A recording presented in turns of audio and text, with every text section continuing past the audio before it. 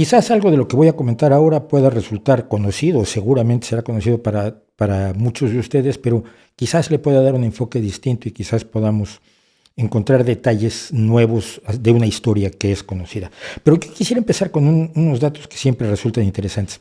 Si uno sale a la calle y le pregunta a la gente la situación actual del mundo, cómo están los problemas más sensibles de la humanidad, cómo está el tema de la pobreza, el tema del hambre, el tema de los enfrentamientos bélicos, la falta de educación, la falta de atención, el problema de las desigualdades de género, la atención a grupos minoritarios en desventaja, la respuesta generalmente que vamos a recibir, con pocas excepciones, es que estamos peor que nunca. Y esta percepción procede sobre todo de los medios, pero también del discurso de grupos políticos y de muchas organizaciones no gubernamentales. ¿Qué es lo que pasa? Todos ellos tienen la convicción de que si no presentan la situación como algo grave, como algo apocalíptico, desesperado, urgentísimo, no van a obtener lo que necesitan. Los medios de comunicación no tendrán el público que necesitan para sobrevivir, los partidos políticos o grupos políticos no tendrán los votos que quieren y las ONG pues no tendrán los apoyos políticos y de recursos que necesitan. Así que hay una tendencia a pintar un apocalipsis aterrador que nos deja con la idea de que somos absolutamente impotentes ante un mundo que está, insisto, peor que nunca. El problema grave es que esto no es cierto. Y cuando uno dice que esto no es cierto, parecería que está diciendo que no hay problema, que todos los problemas están resueltos. No es así. Pero tampoco hay una razón lógica para negar que la lucha contra los peores azotes de la humanidad ha tenido avances. La gente no tiende a creernos esto. Cuando decimos no, las cosas no están tan mal, cuando decimos estamos mejor que nunca, aunque tengamos muchos problemas, aunque estemos mal, estamos mejor que antes, la gente tiende a no creerlo. Vamos a ver, por ejemplo, el caso de las guerras. Estas son las muertes relacionadas con batallas en conflictos entre estados, no sin contar guerras civiles y terrorismo, desde 1946. Evidentemente, 1946 es el año inmediatamente posterior al fin de la Segunda Guerra Mundial. Fuera de Oriente Medio, que está ahí en morado, en todos los demás países el número de muertes por conflictos bélicos ha disminuido. Esto ni siquiera mencionando el caso de Europa. Europa fue el continente de las guerras interminables. Su mayor época de paz había sido desde el final de la Guerra Franco-Prusiana en 1871 hasta el inicio de la Primera Guerra Mundial. Fueron 43 años, pero es la época más larga de un continente lleno de conflictos permanentes entre los estados y además estados nacionales cuyas fronteras cambiaban de manera continua, ¿no? Tan solo la Primera Guerra Mundial acabó con el Imperio Otomano y con el Imperio Austrohúngaro.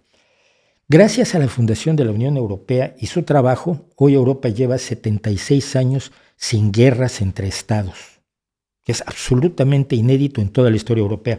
Obviamente ha habido guerras civiles, obviamente ha habido conflictos internos en los países, alguno de ellos tan aterrador como el de las guerras de la antigua Yugoslavia, pero nunca han tenido las dimensiones que han tenido conflictos tan brutales como la Guerra de los 30 años.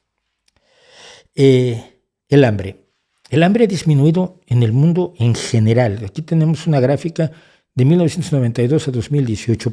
Puse todos los países que tienen problemas de falta de nutrición y vemos la caída notable que, salvo muy pocas excepciones a nivel mundial, ha experimentado el planeta en cuanto a la reducción del índice de hambre y desnutrición.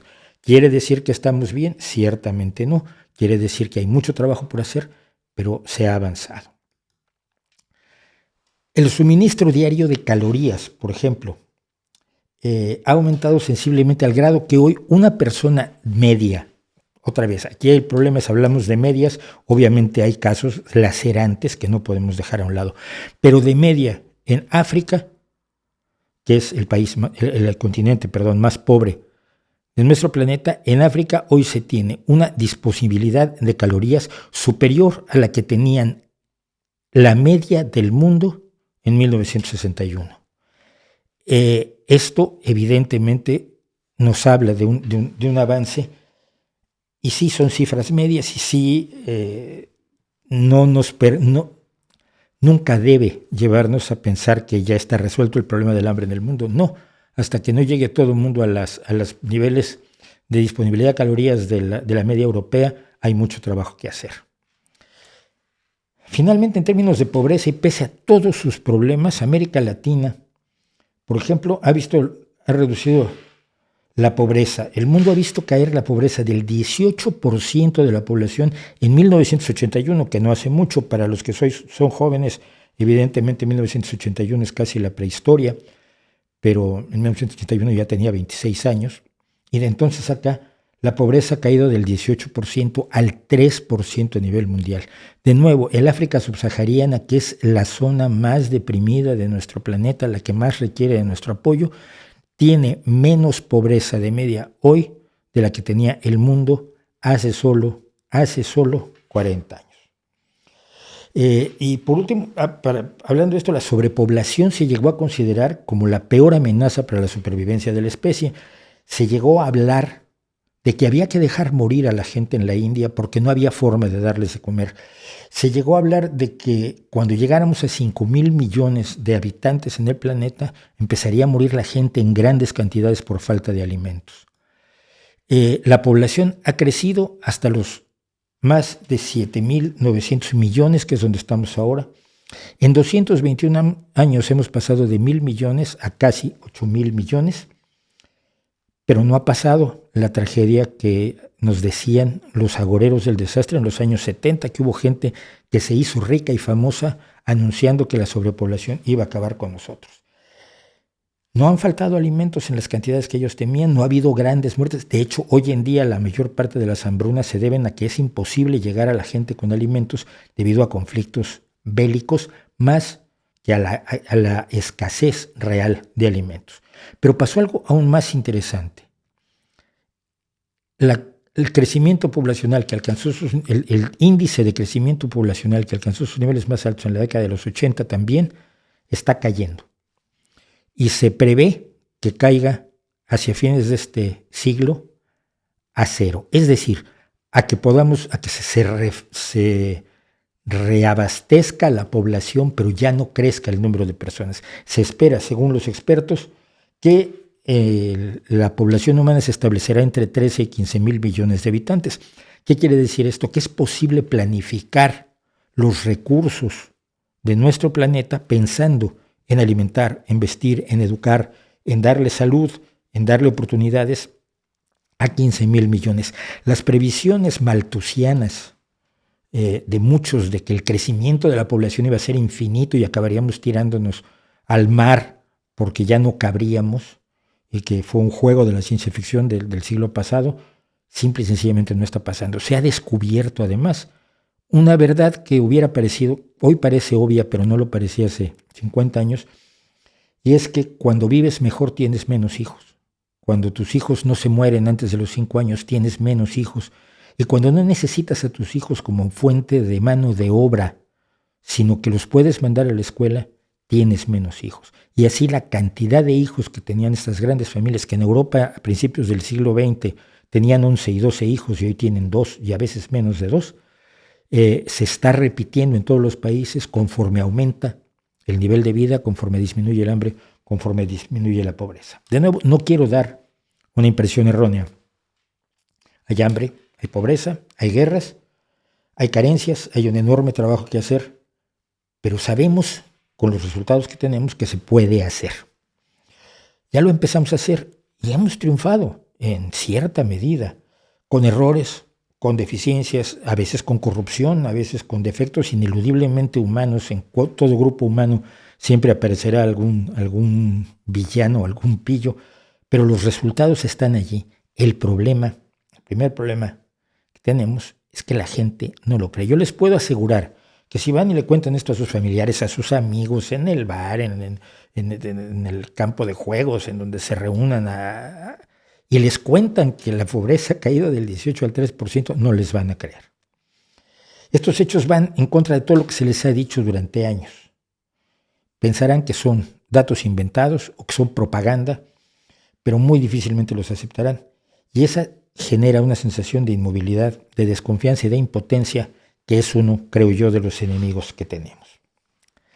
La realidad es que estamos mejor que nunca. Este es el mejor de todos los tiempos de la historia humana. Tiene una cantidad de problemas enormes, pero estamos mejor que nunca. Nada de esto lo habría podido lograr un país, una persona, un grupo de personas, una organización no gubernamental, una organización social, un partido político. Estos logros requieren enormes esfuerzos, pero antes de que existieran los esfuerzos es necesario que la gente se haga consciente de que hay un problema y que es un problema social. Antes, si la gente era pobre, pues era asunto de la gente que era pobre. Nadie se preocupaba por la pobreza, nadie se preocupaba por derechos que no existían, que ni siquiera se habían enunciado antes de que se diera el proceso de la Ilustración. Son los pensadores ilustrados los primeros que empiezan a imaginar que los seres humanos comunes, no aristócratas, tenemos derechos. Y esos derechos empiezan a convertirse en el punto de partida para una serie de acciones que solo se pueden lograr de manera social. Es decir, no somos, el más individualista de nuestro entorno, tendrá que admitir que las calles por las que transita no las hizo él, que la iluminación de las calles por las que transita no la puso él, que él no puso los generadores eléctricos, que él no hace su ropa, que él no hace sus alimentos, ni hace el refrigerador en el que los guarda, que depende de la labor de toda una sociedad. El ser humano es un animal social. Solos en la noche, en el bosque, somos comida. No somos otra cosa. Somos un alimento y somos un alimento que además corre muy lento. Es decir, no somos comida rápida, somos comida accesible. Necesitamos a nuestra sociedad y por lo tanto es lógico pensar que nuestra sociedad nos necesite. Estos cambios requieren reflexiones sociales y cambios de todo tipo en todo el mundo, en la visión de todos, y sobre todo motivos para que los países actúen de manera menos egoísta. Cuando tu vecino tiene conflictos, en tu casa no se vive bien. Ayudar a que tu vecino no tenga conflictos es una forma de vivir tranquilo, y lo puedo decir en el nivel de vecinos de nuestra casa, de nuestro departamento, de nuestro hogar. La tranquilidad del barrio es la tranquilidad de mi casa. Para esto fue necesario que ocurriera esto. La Primera Guerra Mundial, que no había sido no fue horrenda como no lo había sido ninguna guerra de las europeas de las que hablaba yo al principio. No solo fue horrenda en términos de víctimas, hablamos de 10 millones de soldados muertos y casi 8 millones de civiles, sino que también había sido horrenda en cuanto a sus secuelas, los horrores de las mutilaciones, por ejemplo, debido a la guerra de trincheras, fueron tristemente el gran impulso de la cirugía plástica reconstructiva.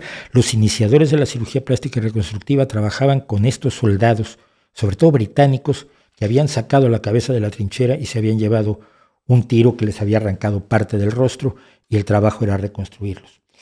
Pero además estaban las enfermedades de las trincheras. Pensemos en 770 kilómetros de zanjas de menos de 2,5 metros de alto y entre 1,20 m y 1,80 m de ancho. Los horrores que vivieron esos soldados allí no los había vivido nadie, porque las batallas no duraban meses o años como duraron las batallas de la Primera Guerra Mundial.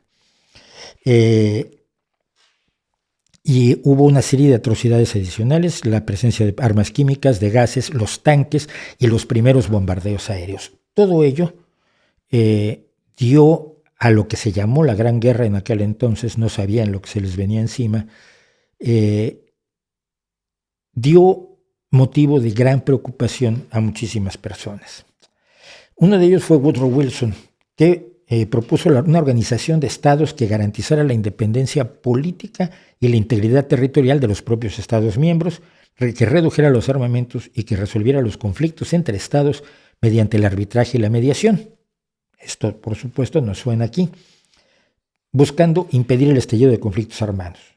Una organización que incluso pudiera imponer sanciones económicas y hacer intervenciones militares para mantener la paz. Esto puede sonarle a algunos contradictorio, pero sabemos que las fuerzas de paz, los cascos azules de las Naciones Unidas, son amortiguadores entre fuerzas en conflicto de gran utilidad en muchos casos.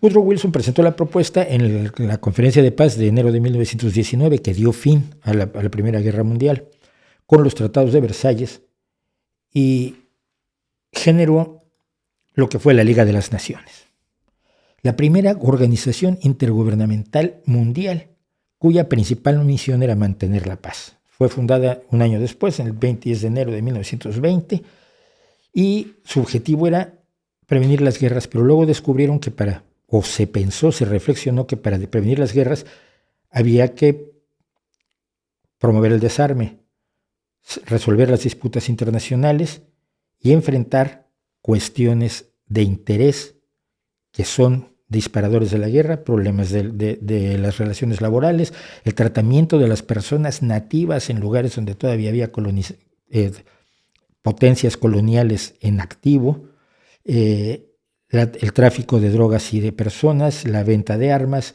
la salud global y la protección de las minorías en Europa, asunto que sigue siendo de actualidad hoy. A Woodrow Wilson le dieron el Nobel de la Paz por la propuesta de la Liga de las Naciones, pero él nunca logró convencer a los aislacionistas de su propio país, de los Estados Unidos, para que se unieran a la Liga de las Naciones. Entonces, curiosamente, Estados Unidos nunca perteneció a la Liga. Cuando se produjo la Segunda Guerra Mundial, lo que había habido era un desprecio absoluto a la Liga de las Naciones por parte de Mussolini primero. La Unión Soviética fue expulsada cuando invadió Finlandia, y los países fascistas como Alemania, Japón, Italia y España fueron dejando la Liga porque no iba con sus ideas, por llamarlas de alguna manera. La Liga, por lo tanto, fue incapaz de contener la invasión de Polonia por parte de la Alemania nazi y acabó dejando de existir, salvo en el papel, hasta 1946, cuando se fundó la ONU. El objetivo de la ONU, de la nueva organización, era mantener la paz internacional y la seguridad, la protección de los derechos humanos, la ayuda humanitaria, el desarrollo sostenible y hacer que se respeten las leyes internacionales. Hoy en día las Naciones Unidas tienen 193 miembros, que son la casi totalidad de los países del mundo. Hay 2 países o 2 estados que no pertenecen a la ONU, que son el Vaticano y Palestina, pero que tienen calidad de observadores y tienen representación dentro de la ONU. Para esto que ya llevo como la mitad del tiempo que amablemente me asignaron, se estarán preguntando qué tiene que ver todo esto con la Agenda 2030, que se supone que era el tema de mi intervención. Pues tiene que ver todo. La tarea de promover la paz, decíamos, no puede hacerse realidad cuando hay pobreza, cuando hay hambre, cuando hay incertidumbre jurídica de países y de individuos, cuando hay injusticias flagrantes que habrá quien trate de resolver por cualquier medio, incluida la violencia. Lo que la ONU fue descubriendo a lo largo de sus primeros años de existencia fue que la paz es un objetivo muy noble, muy alto, muy elevado, pero en sí no es nada. Es el resultado de una multitud de pequeños objetivos que permiten que se pueda hablar de paz. Y vuelvo al ejemplo doméstico. En nuestra casa, la paz depende de muchas cosas. Depende de que no dejes abierto la pasta de dientes, depende de que no dejes tiradas las cosas, depende de que se traten bien, depende de que se coma a gusto, depende de que se descanse bien, depende de un montón de cosas. Entonces, una casa en paz en realidad es el resultado de muchísimas cosas, algunas de las cuales no podemos ver con claridad. Y de los objetivos de los que empecé a hablar hoy, que se han logrado, muchos de ellos, si no es que la mayoría de ellos, han sido debido a esfuerzos de una u otra de las oficinas de las Naciones Unidas, sea la UNESCO, la Organización Mundial de la Salud, la FAO, la Comisión Económica y Social, etc. Pero como decíamos, no han sido suficientes. En el año 2000, la ONU emprendió el trabajo por los llamados Objetivos de Desarrollo del Milenio, 8 objetivos generales sustentados en una serie de programas que se deberían desarrollar durante los siguientes 15 años, es decir, de 2000 a 2015. Erradicar la pobreza extrema y el hambre, educación básica para todos, igualdad de oportunidades para el hombre y la mujer, reducir la mortalidad infantil, mejorar la salud en la maternidad, esto es tanto madres como hijos, obviamente, avanzar en la lucha contra el VIH y otras enfermedades, asegurar un medio ambiente sano y seguro y lograr una sociedad global para el desarrollo. Estos 8 objetivos ya tuvieron sus críticos en su momento. Y el otro día, aquí curiosamente en España, alguien decía que se habían incluso ocultado los resultados de los objetivos del milenio porque habían sido un rotundo fracaso. Y hay gente que cree que son un rotundo fracaso. Y no. En 2015 se presentó el informe del resultado de los objetivos del milenio y redujo la cantidad de personas que viven en pobreza extrema en más de la mitad, cayendo de 1.900 millones en 1990 a 836 millones. Si aunque la población sigue creciendo, el número de personas que viven en la pobreza se ha reducido. Y aun cuando hemos cambiado los parámetros para medir la pobreza, porque antes se hablaba de $1 diario, ahora se habla de 1.90 y en algunos lugares hasta de $2.60 diarios, que quien trata de vivir con menos de eso está en la pobreza. La cantidad de personas de la clase media trabajadora que vive con más de $4 al día se triplicó entre el 91 y 2015. El porcentaje de personas con nutrición insuficiente se redujo a la mitad. La cantidad de niños que deberían estar yendo a la escuela y no iban pasó de 100 millones en el año 2000 a 57 millones en 2015. 43 millones de niños en la escuela es un gran triunfo, por supuesto 57 millones de niños sin escuela son un gran desafío. La tasa mundial de mortalidad de niños menores de 5 años ha disminuido en más de la mitad, de 90 a 43 muertes por cada 1.000 niños nacidos vivos. Esto se logró entre 1990 y 2015. Y así sucesivamente. Se han evitado millones de muertes por paludismo. Más de 2.100 millones de personas han tenido acceso a algo que luego se nos olvida, que es enormemente importante, que es el saneamiento, el drenaje, el evitar el fecalismo al aire libre. Incluso la ONU señala que el porcentaje de personas que defecan al aire libre se ha reducido casi a la mitad desde 1990. Y la asistencia de los países ricos a los países pobres, que nunca es suficiente, se aumentó en ese periodo en un 66%. Estos logros hicieron que en 2012 la Conferencia de Desarrollo Sostenible de la ONU, y pensando a futuro, se plantearan los objetivos de desarrollo sostenible que orientarían la acción de la Organización de las Naciones Unidas y de los países, sobre todo de los países que la componen, desde 2015 hasta 2030, que se llama en su conjunto la Agenda 2030. La Agenda 2030 conforma una serie de objetivos medibles, acordados por todos los países, para enfrentar la extrema pobreza, el hambre, evitar las enfermedades mortales y ampliar la educación primaria para todos los niños. Estos objetivos fueron motivos de las que se consideran hasta hoy, no una guerra, no un enfrentamiento fronterizo.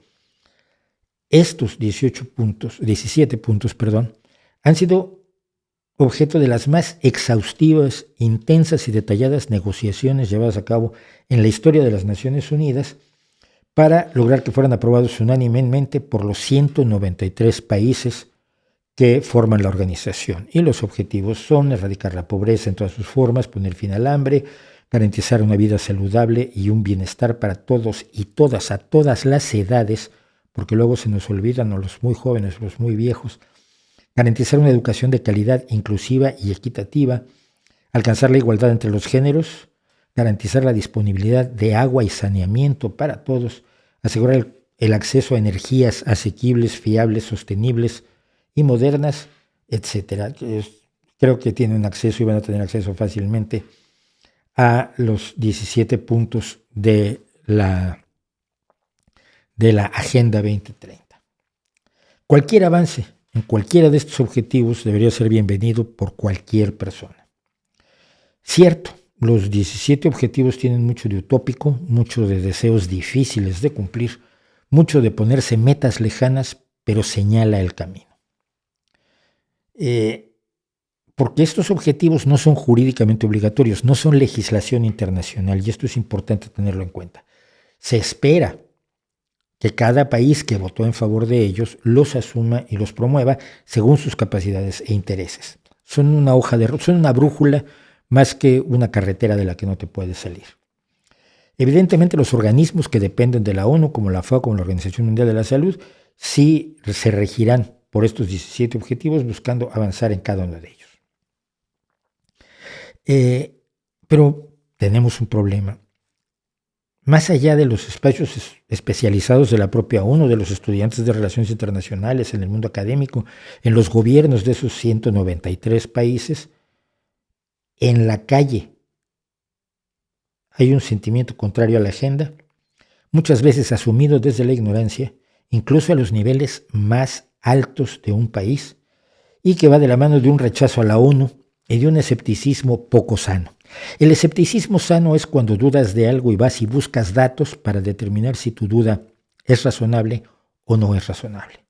El escepticismo no sano es el negacionismo que rechaza todos los datos, atribuyéndoles malas intenciones, orígenes espurios que no pueden demostrar y que nunca va a cambiar de opinión, por más que se llame escéptico. Esto lo vemos en muchos otros aspectos, como el escepticismo hacia las vacunas. No es escepticismo cuando ningún dato o cuando 5,000 millones de personas vacunadas no te convencemos de que no nos estamos muriendo. Y tenemos también una serie de teorías de la conspiración que tienen gente que cree en ellas en mayor o menor medida, tanto desde la izquierda como desde la derecha, en todo el espectro político. No es necesario comerse completo una teoría de la conspiración, una conspiranoia, porque implica un elemento de paranoia importante, para tener dudas y por lo tanto no apoyar algo como la Agenda 2030. Cuando Andrés Manuel López Obrador dice ante el Consejo de Seguridad de la ONU que nunca en la historia de esta organización se ha hecho algo realmente sustancial en beneficio de los pobres, está generando una visión esencialmente falsa. Se ha hecho mucho, no se ha terminado y al final vamos a ver cuál es el problema allí, pero está perpetuando una imagen que colabora en la obstaculización de los proyectos y programas de la ONU. ¿Cuáles son los elementos que la gente aduce para oponerse a los objetivos de desarrollo sostenible de la agenda? Primero, el miedo al internacionalismo, a la idea del gobierno mundial y a la pérdida de soberanía. Esto es especialmente notorio en países como Estados Unidos, donde se teme que las Naciones Unidas se conviertan en el dictador del planeta y curiosamente en un dictador de una izquierda radical, casi un gobierno comunista mundial.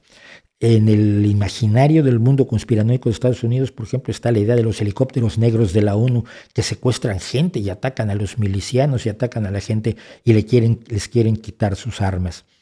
Y esto puede sonar extremadamente extraño, extremadamente absurdo, y sin embargo lo creen vivamente y viven de acuerdo a ello literalmente millones de estadounidenses. Segundo, la desconfianza respecto de la eficacia de la ONU. La ONU es una organización gigantesca que representa una burocracia colosal y que en ocasiones ha tenido problemas enormemente graves. Dudar de la capacidad de la ONU para hacer realidad una serie de cosas es, yo diría, escepticismo sano, pero también es necesario ir a ver los datos y ver si efectivamente su ineficiencia es tanta como se nos vende que sean.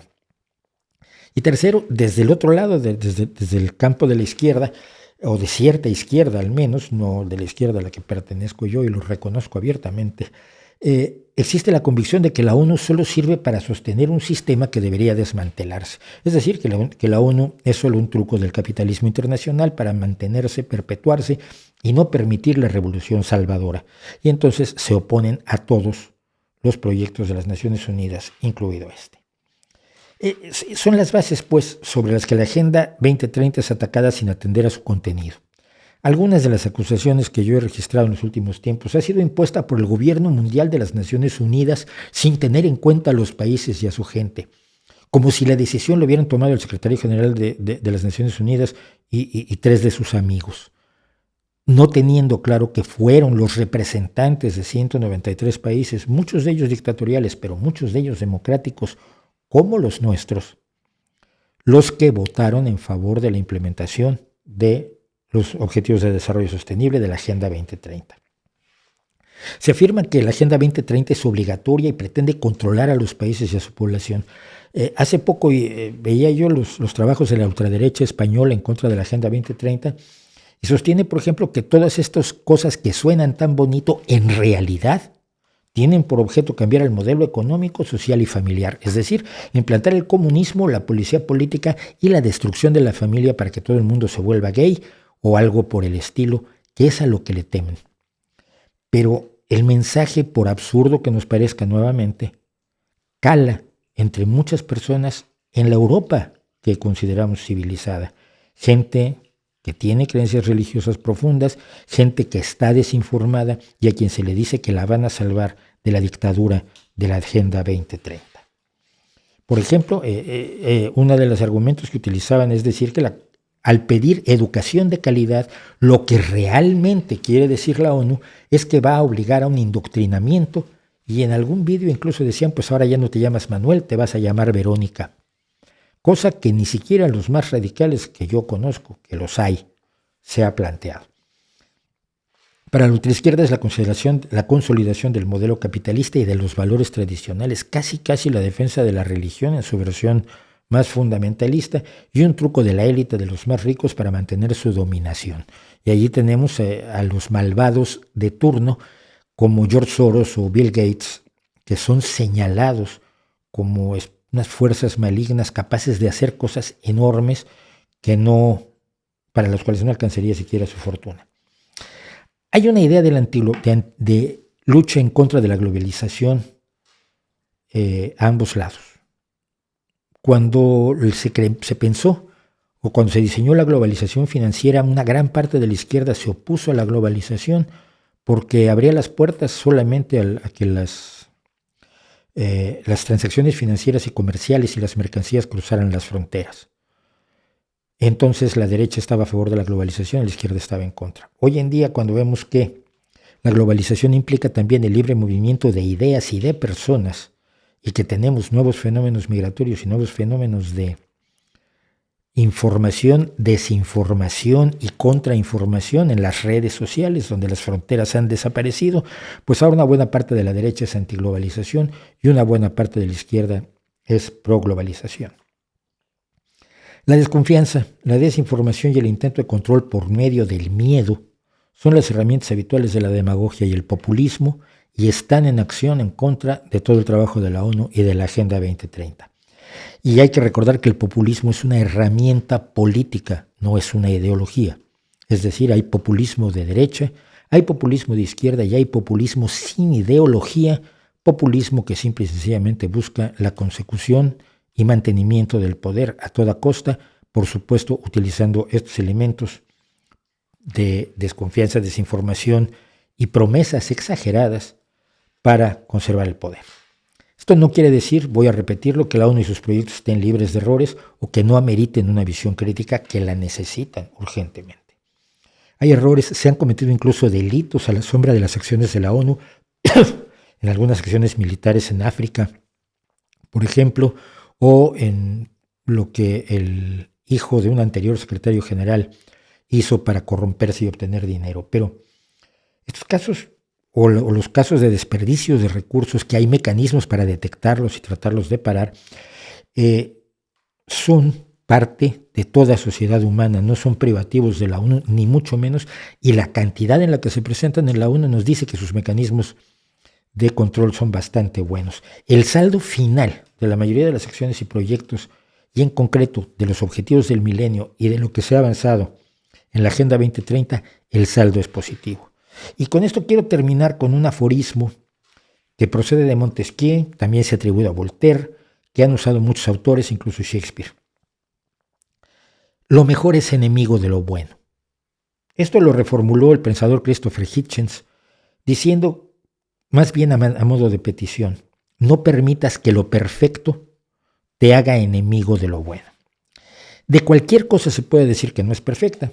Se puede decir que no se vota a una ley, no se vota en favor de una ley, porque esta ley no resuelve todos los problemas. Se puede uno oponer a una acción porque esa acción es insuficiente. todas las acciones van a ser insuficientes.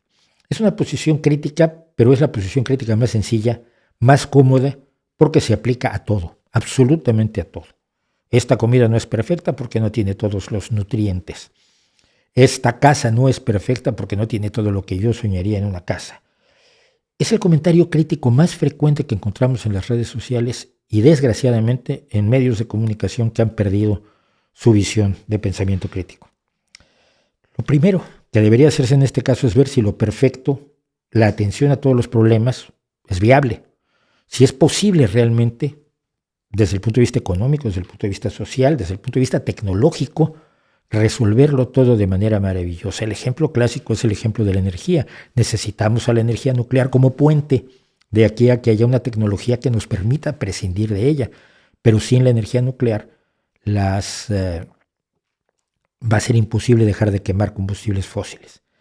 Y lo que te dicen es no, porque la energía nuclear no es perfecta, tiene problemas y entonces no debemos utilizarla y debemos seguir quemando fósiles, aunque sus residuos maten a 4.200.000 personas al año. La mayoría de las veces la perfección es irrealizable y tenemos que conformarnos con dar pasos sucesivos para mejorar la situación que estamos abordando. La ONU y la Agenda 2030 son demasiado ambiciosos, pero criticarlos por ser imperfectos o porque no van a lograr todos sus sueños es muchas veces simple y sencillamente una forma de manipulación, una forma de comunidad y un obstáculo para realizar en alguna medida esos objetivos. Así que ser enemigo de los enemigos de trabajos como la Agenda 2030 creo que es una tarea fundamental de toda persona bien nacida.